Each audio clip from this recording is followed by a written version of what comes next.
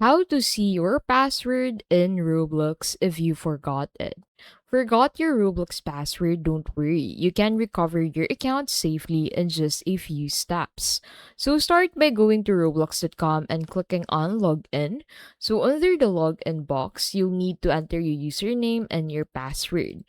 So to be able to change your password, you need to enter your username into the section and then simply click on this forgot password, and that will take you into this page.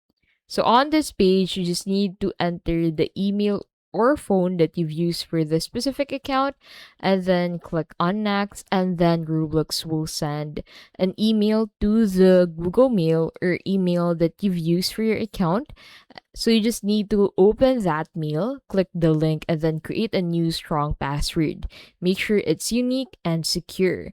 Now, once you return to Roblox, you can go ahead and log in with your new password and you're back in your account.